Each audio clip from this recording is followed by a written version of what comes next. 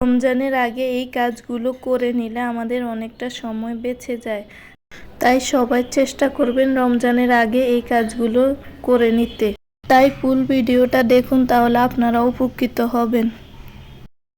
প্রথমে আমি এই খেসারির ডালগুলো ভিজিয়ে রেখেছি। এখন আমি এগুলো ধুয়ে পরিষ্কার করে এখন আমি ব্লেন্ডারে ব্লেন্ড করে নেব। এই যে আমার ব্লেন্ড করা হয়ে গেছে, আমি এখন এগুলো একটা পাত্রে ঢেলে নেব। এখন আমি এগুলোকে ছোট ছোট জারে করে ফ্রিজিং করে রাখবো, যাতে পরবর্তীতে আমার যখন ইচ্ছে তখন আমি একটা করে নিয়ে আমার প্রয়োজন মতো কাজে লাগাতে পারবো। এভাবে করে রাখলে হয় কি, আপনার যখন মন চাচ্ছে তখন একটা বক্স নামিয়ে আপনি বানিয়ে নিতে পারেন। এখন আমি পেঁয়াজ বেরেস্তাটা করে রাখবো, কারণ পেঁয়াজ বেরেস্তা তো আমাদের রমজান মাসে লাগে মাস্ট।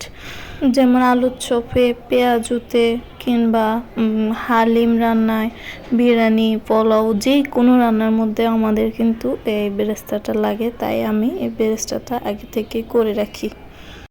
আমি আপনাদের একটা টিপস বলে দিই, পেঁয়াজ বেরেস্তা জুড়ে মচমচে করার জন্য আপনারা এই পর্যায়ে 1 চামচ চিনি ব্যবহার করবেন। এতে হয় কি, আপনার বেরেস্তাটা অনেক জুড়ে মচমচে হবে এবং কি আপনি নর্মাল ফ্রিজে রেখে অনেক দিন ধরে সংরক্ষণ করে খেতে পারবেন, কোনো সমস্যা হবে না।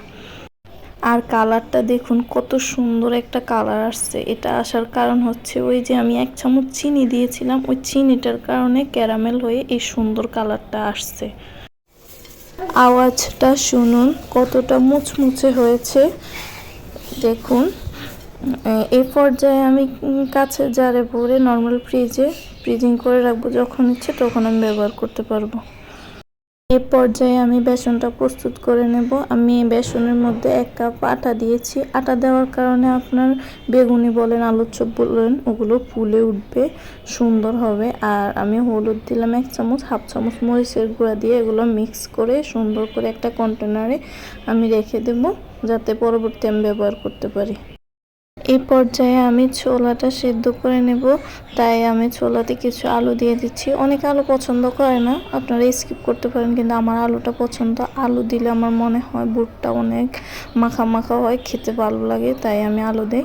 তারপরে আমি এখানে কিছুটা হলুদের গুঁড়া, কিছুটা কাঁচামরিচ, পেঁয়াজ, লবণ দিয়ে আমি সেদ্ধ করে নেব। আমি কিন্তু ছোলার পানি ফেলবো না, ছোলার পানিটা আমি শুকিয়ে নেব একবারে।